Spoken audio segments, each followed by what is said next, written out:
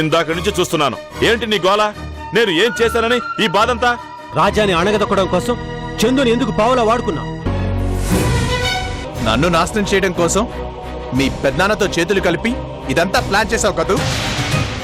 లేదు రాజా, సమస్య నేనే అయినప్పుడు సమాధానం కూడా నేనే కావాలి. ఆ ప్రాజెక్ట్ రాజా నుంచి లాక్కోవడం కోసమే ప్లాన్ చేశారని నాకు తెలియదు తాతయ్య.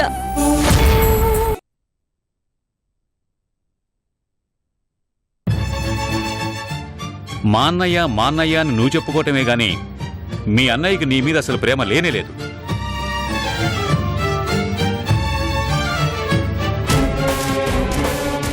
రాజా విషయంలో తను చాలాసార్లు కుళ్ళుకునేవాడు. ఎక్కడిదాకా ఎందుకు? రాజా నా కేసులో ఇరికించడానికి కారణం ఎవరు? తను కాదు. మొదటి నుంచి తనకు రాజా అంటే పడదు. అవకాశం కోసం ఎదురు చూస్తూ ఉంటాడు. చివరికి మీ అన్నయ్యను నా దగ్గర నుంచి పంపించిన కారణం కూడా అదే. రాజాని తొక్కేయాలి, రాజాని నాశనం చేయాలి, రాజాని చంపేయాలి. ఇంతకు మించి వేరే ఆలోచన ఉండేదే కాదు. అందుకే అవకాశం దొరికింది, తొక్కేశాడు. తను బాగుపడటం కోసం తన పర భేదం కూడా లేదు కృష్ణ మీ అన్నయ్యకి. ఆయన గురించి ఎందుకులే నరేంద్ర, ఇప్పుడు వదిలేసే. ముందు రాజాకి ఆ ప్రాజెక్ట్ ఎలా రావాలో, దానికి మనం ఏం చేయాలో అది ఆలోచిద్దాం. ఎందుకు వదిలేయాలి? ఓ, మీ అన్నయ్యని తిట్టడం నువ్వు వినలేకపోతున్నావు కదా? అంతేరా, నీ మంచితనమే తనకు ఆయుధమైంది. తను మాత్రం నిన్ను లెక్క చేయడు. ఎంత స్వార్థపరుడు కాకపోతే నీ కూతుర్ని అడ్డం పెట్టుకుని ఇంత చేస్తాడు? అరే, కనీసం ఒక్క మాటైనా చందుకి రాజా గురించి చెప్పలేదంటే ఏం చేయాలి? ఒక్క విషయం చెప్పనా నరేంద్ర, పాము లక్షణం కాటు వేయడం. అది కాటు వేస్తుందని తెలిసి జాగ్రత్త పడడం మన లక్షణం. ఆ జాగ్రత్త లేకపోతే అది మన తప్పే గాని దాని తప్పు కాదు. మా అన్నయ్య అడిగాడే అనుకో, అంత మాత్రానికే జయంతి గారిని పరిచయం చేయడం చందు చేసిన తప్పే. తన తప్పెలా అవుతుంది? నువ్వు మాట్లాడినా మాట్లాడకపోయినా చందు మీ అన్నయ్యతో మాట్లాడుతుంది. పెదనాన్న అడిగితే చందు ఎందుకు పరిచయం చేయకుండా ఉంటుంది? పరిచయం వరకైతే పర్వాలేదు. బిజినెస్ డీల్ మాట్లాడించింది కదా, అప్పుడు తెలియక చేసింది, ఇప్పుడు తెలిసి బాధపడుతుంది.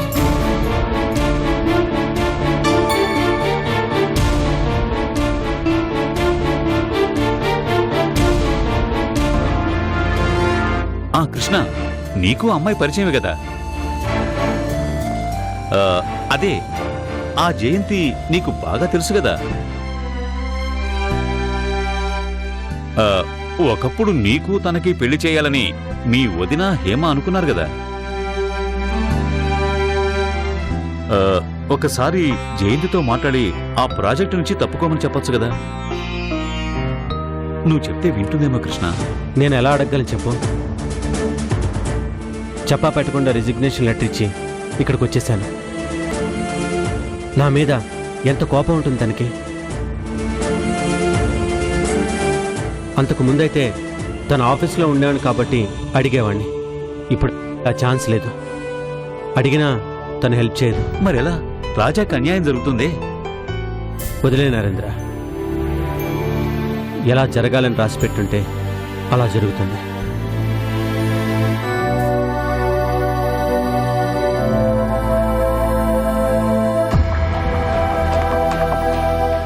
ప్రాజెక్ట్ రాజా నుంచి లాక్కోవడం కోసమే ప్లాన్ చేశారని నాకు తెలియదు తాతయ్య.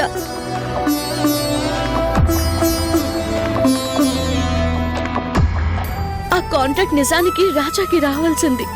దాని గురించి రాజా ఎన్నో ఆశలు పెట్టుకున్నారు తాతయ్య. కానీ జయంతి గారు వచ్చేసరికి ఆవిడకే ఇచ్చేశారు.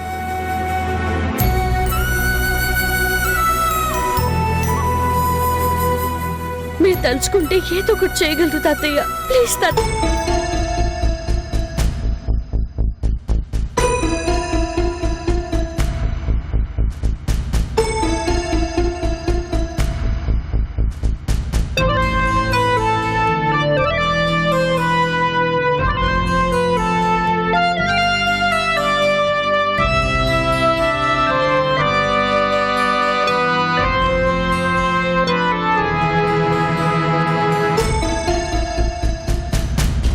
జయంతి గారు నొప్పించింది మీరే కదా తాతయ్య. ఇప్పుడు మీరే ఆదుకోవాలి.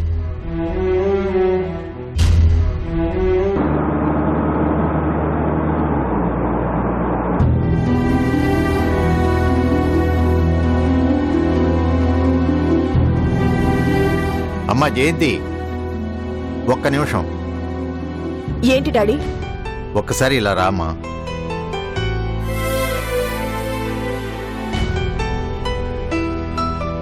నీతో ఒక ముఖ్యమైన విషయం మాట్లాడాలి. ఇలా కూర్చో. చెప్పండి డాడీ. అది నువ్వు ఆ రామ్ ప్రసాద్కు ఆ రిజర్వాయర్ ప్రాజెక్టు వచ్చేలా చేసావు కదా. ఆ, అవును చేశాను. మీరే కదా పాపం చందు అడిగిందని చెప్పారు. మీరు చెప్పారనే చేశాను. అది దానిలో ఓ చిన్న ప్రాబ్లం వచ్చిందమ్మా. ప్రాబ్లమా? ఏంటది? అది ఎలా చెప్పాలో తెలియటం లేదమ్మా.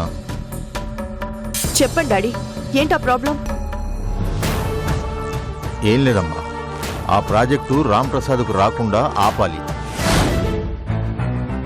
ఏం డాడీ, ఎందుకు? అది చెప్పండి డాడీ, ఏంటి ప్రాబ్లం? అది నిజానికి అది రాజాకు రావాల్సిన ప్రాజెక్టు.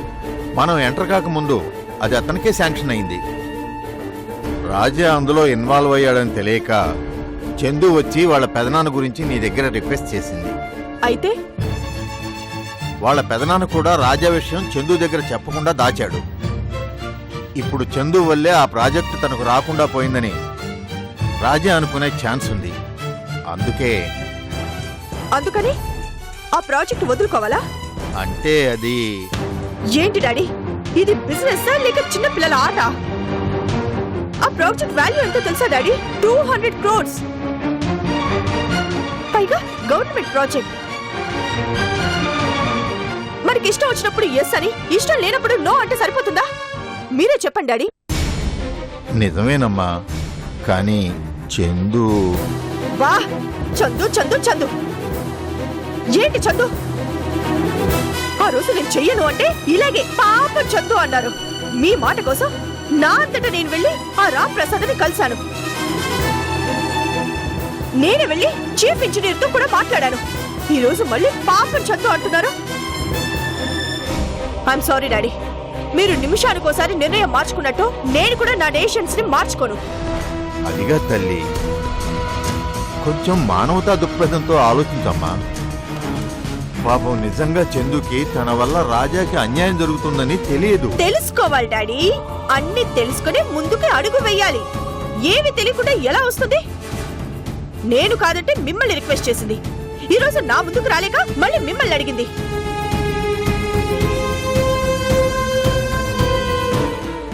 ఈ రోజు తన మాటకు విలువిచ్చి ఆ ప్రాజెక్ట్ నుంచి పక్కకు తప్పుకుంటే లీగల్ గా వచ్చే ప్రాబ్లమ్స్ ఎలా ఉంటాయి?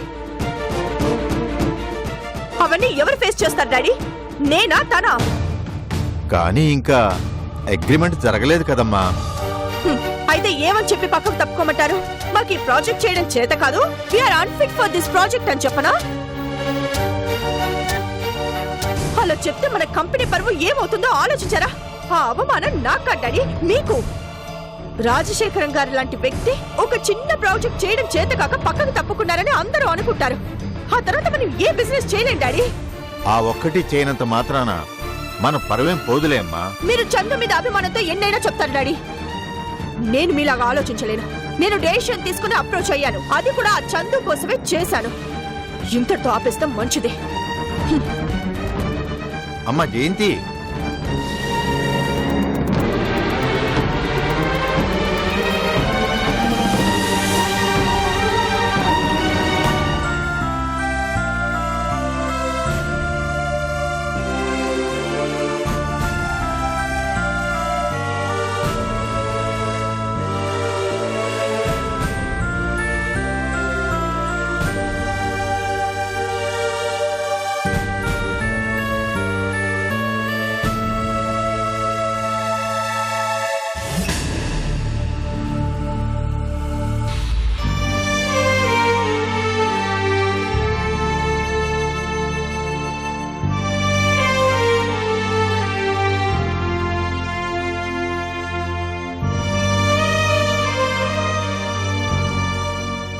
రాజా,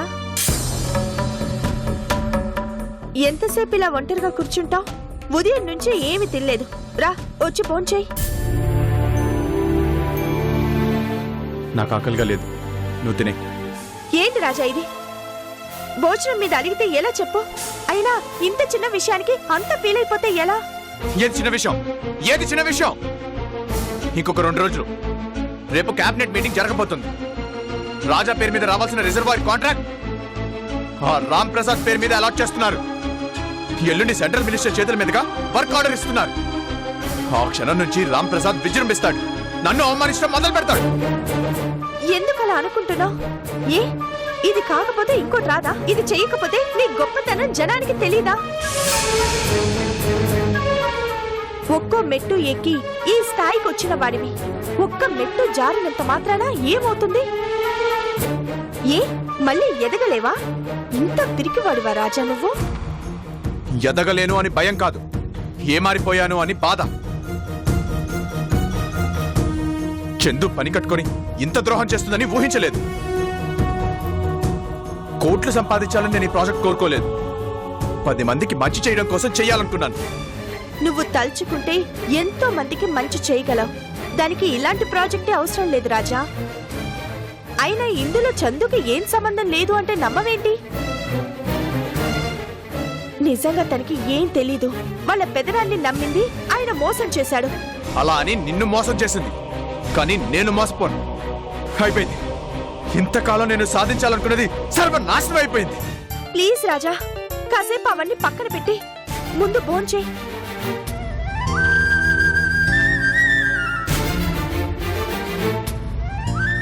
నా మాట విను, తీసుకో తీసుకో రాజా.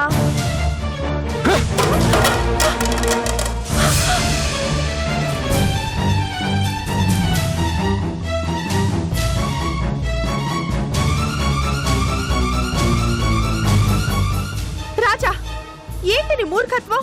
ఎందుకు ఇలా పిచ్చి వాళ్ళ బిహేవ్ చేస్తున్నావు? అవును, నేను పిచ్చివాణ్ణి. అయినా వాళ్ళ చేతుల్లో మోసపోయిన పిచ్చివాణ్ణి. అందులోను ఒక ఆడపిల్ల చేతిలో మోసపోయిన పిచ్చివాణ్ణి. నిన్నటి దాకా ఈ రాజా ఏం పట్టుకున్నా బంగారం. మట్టిని పట్టుకుని బంగారం చేయగల సమర్థుడి రాజా ఈ రోజు చేతగాని దద్దమ్మలా మిగిలిపోయాడు. పెద్ద పెద్ద వాళ్ళని కాదని నా సిన్సియారిటీ చూసి నాకిస్తామన్న కాంట్రాక్ట్ చేజారిపోయింది. ఓడిపోయాను, పూర్తిగా ఓడిపోయాను. రాజా, నీ ఓటమేంటో తెలుసా? నువ్వు పోగొట్టుకున్న ఈ రిజర్వాయర్ కాంట్రాక్ట్ కాదు, రోజు రోజుకి సడలిపోతున్న నీ మనోబలం. ఎన్ని రోజులు నువ్వు కష్టపడి సంపాదించుకున్న ప్రతి పైసా వెనుక నీ కష్టాన్ని నమ్ముకున్నారు అన్న మనోధైర్యం కనిపించేది. కానీ ఈ రోజు అది కోల్పోతున్నావు. ఎంత డబ్బున్నా బికారిలా మారిపోతున్నావు. అవును, నేను బికార్నే, పిచ్చివాణ్ణే, మనోబలం లేని పిరిగివాణ్ణి. వదిలేయ్, నన్ను వదిలేయ్.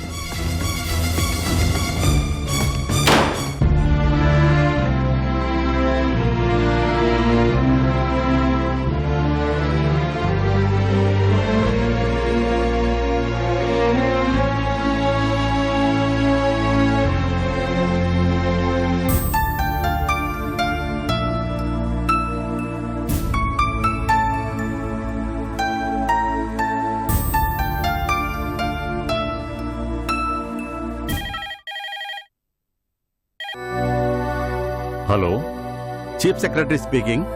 నమస్తే సార్, చెప్పండి సార్. ఈ రోజు 4 గంటలకి కేబినెట్ మీటింగ్ అరేంజ్ చేశారు. 3 గంటలకల్లా ఆ రిజర్వాయర్ రిపోర్టు అలాగే ఆ కాంట్రాక్టర్కు సంబంధించిన అన్ని డీటెయిల్స్ తీసుకుని మీరు రావాలి.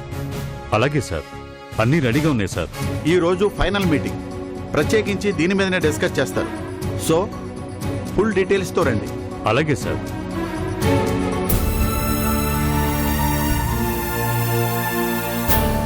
నమస్తే ఇంజనీర్ గారు.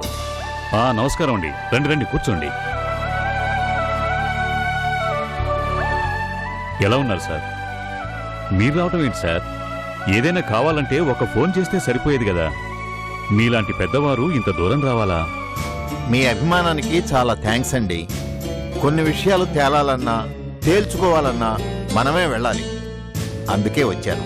చెప్పండి సార్, ఏం కావాలి? ఆ రిజర్వాయర్ కాంట్రాక్టు ఎంత దూరం వచ్చింది? ఈ రోజే ఫైనల్ మీటింగ్ సార్. ఇప్పుడే చీఫ్ సెక్రటరీ గారి నుంచి ఫోన్ వచ్చింది. 4 గంటలకు మీటింగ్ ఉందిట. మీకే శాంక్షన్ అవుతుంది సార్, అందులో డౌట్ ఏం లేదు సార్. మాకంటే ముందు ఈ ప్రాజెక్ట్ ఎవరికి ఇవ్వాలనుకున్నారు? పర్వాలేదు చెప్పండి, నేనేం అనుకోను. అది రాజా అని ఓ సివిల్ కాంట్రాక్టర్ ఉన్నాడు సార్. అతను చాలా నిజాయితీపరుడు. అందుకే అతనికి ఇవ్వాలనుకున్నాను. కానీ మీలాంటి పెద్దవాళ్ళు ఎంటర్ అయ్యాక అతనికి వచ్చే ఛాన్సే లేదు సార్. ఎందుకని? మా రూల్స్ ప్రకారం అన్ని అర్హతలు మీ కంపెనీకే ఉన్నాయి. కానీ నా పర్సనల్ రిక్వెస్ట్ ఏంటంటే, ఈ ప్రాజెక్టుకి నాకు ఓ రిలేషన్ ఉంది. ఆ రాంప్రసాద్ ప్రొఫైలు అంత బాగోలేదు. అందుకే చెప్తున్నాను, కొంచెం జాగ్రత్తగా చేయండి. మీ గురించి నాకు బాగా తెలుసు. ఎక్కడా మీ పేరు చెడిపోకూడదని నా ఉద్దేశం సార్. ఇప్పుడు మేం పక్కకు తప్పుకుంటే ఈ ప్రాజెక్ట్ ఎవరికి వెళ్తుంది? అదేంటి సార్, లాస్ట్ మినిట్లో ఇలా అంటారేంటి? అయినా జయంత్ గారు ఒప్పుకోవాలి కదా. ఆవిడే వచ్చి పర్సనల్గా ఈ ప్రాజెక్ట్ కావాలని అడిగారు సార్. అయినా అంత టైం లేదు సార్. మేడమే వచ్చి విత్డ్రా చేసుకోవటానికైనా టైం లేదు సార్. అంత టైం లేదు కాబట్టే నేను వచ్చాను. ఇదిగోండి, మేము ఈ ప్రాజెక్ట్ నుంచి తప్పుకుంటున్నట్టు కంపెనీ చైర్మన్గా నేను డెసిషన్ తీసుకుంటున్నాను. తీసుకోండి.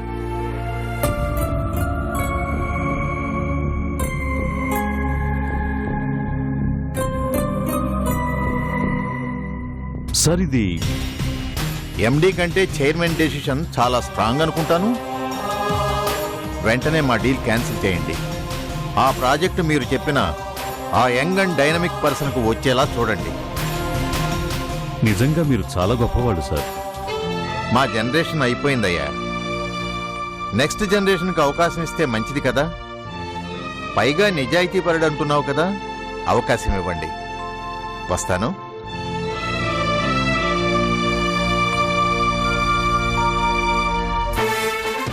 వాట్? ఏంటి సార్ మీరు చెప్పేది? అవునండి, మీకు రావాల్సిన ప్రాజెక్టు ఆ రాజాకి వెళ్ళిపోయింది. అలా ఎలా వెళ్తుంది? ఆ ప్రాజెక్ట్ నాకే కన్ఫర్మ్ అవుతుందని చెప్పారు కదా, అలా ఎందుకు మిస్ అవుతుంది? ఎందుకంటే ఏం చెప్తాం, మీ పార్ట్నరే వచ్చి ఈ ప్రాజెక్టు మేము చేయటం లేదు అని రాసిచ్చాక ఏం చేస్తాం? మీ తర్వాత ఉంది రాజానే కాబట్టి అతనికే ఇచ్చారు.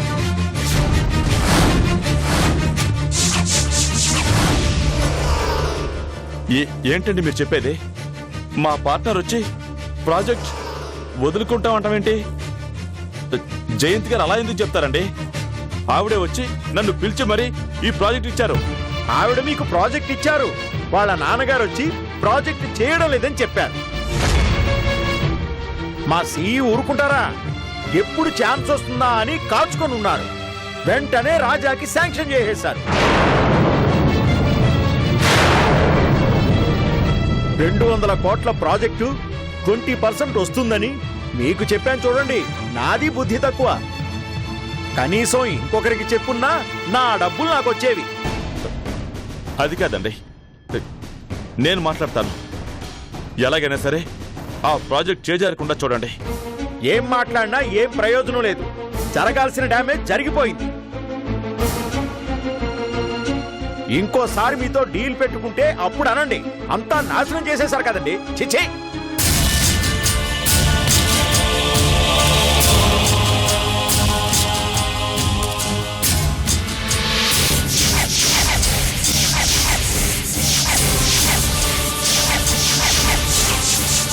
రే రాజా,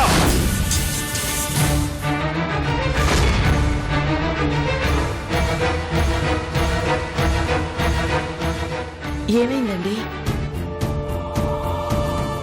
ఏమైందా? నా చేతిలోకి వచ్చిన ప్రాజెక్ట్ ఓ రాజా చేతిలోకి పోయింది. దానికెందుకు అంతలా అరుస్తారు? అది రాజా నోటి దగ్గర నుంచి లాక్కున్నానని మీరే చెప్పారు కదా. అది తంది కాబట్టి తన దగ్గరికి వెళ్ళింది. అసలు నువ్వు నాకు భార్యవా శత్రువా? మీరేమైనా అనుకోండి, మనం ఒకరికి అన్యాయం చేయాలని చూస్తే ఆ భగవంతుడే మనకు అన్యాయం చేస్తాడని ఇప్పటికైనా తెలుసుకుంటేనే మంచిది. నోర్మోయ్! ఏంటి నేను చేసిన అన్యాయం? ఇది పోటీ. పోటీలో గెలవడానికి రకరకాల ప్రయత్నాలు చేస్తారు. చివరకు గెలుపు ఎవరు సాధించారనేది ముఖ్యం కానీ ఎలా సాధించారనేది ముఖ్యం కాదు. రాజా కూడా అలాగే గెలిచాడని సరిపెట్టుకోండి. ఎందుకంత ఆవేశపడతారు? అర్చన, అవునండి, మీరు చందుని నమ్మించి మోసం చేసినప్పుడే నాకు తెలుసండి ఇలాంటిదేదో జరుగుతుందని. మీరు మీ ప్రయోజనం కోసం చందుని మోసం చేశారు. ఆ దేవుడు చందుని గెలిపించడం కోసం ఆ ప్రాజెక్టుని మళ్ళీ రాజాకి వెళ్లేలా చేశాడు. shut up!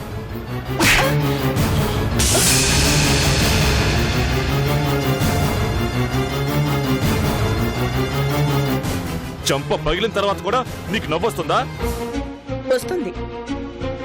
ఎందుకంటే తెలివిగల వాళ్ళు మాటలతో పోరాటం చేస్తారు. చేతగాని వాళ్ళు ఇలా చెయ్యి చేసుకుంటారు. ఏం కూసావు? కొట్టండి. నన్ను ఎంత కొట్టినా తిట్టినా నాకేం బాధ లేదు. ఎందుకంటే ఎవరికి ఏం చేయాలో ఏ మంచి చేయాలో అంతా ఆ భగవంతుడే చేశాడు. కాబట్టి మీరేం చేసినా నేనేం ఫీల్ కాను. గెలుపుకి నిజాయితీకి చాలా దగ్గర సంబంధం ఉంది. అది మీకు తెలిస్తే ఆ రోజు ఆ పని చేయరు, ఈ రోజు ఇంతగా బాధపడేవారు కాదు. నీతో మాట్లాడినా ఒకటే, మాట్లాడకపోయినా ఒకటే. ఎక్కడ మాట్లాడి తేల్చుకోవాలో అక్కడే తేల్చుకుంటాను.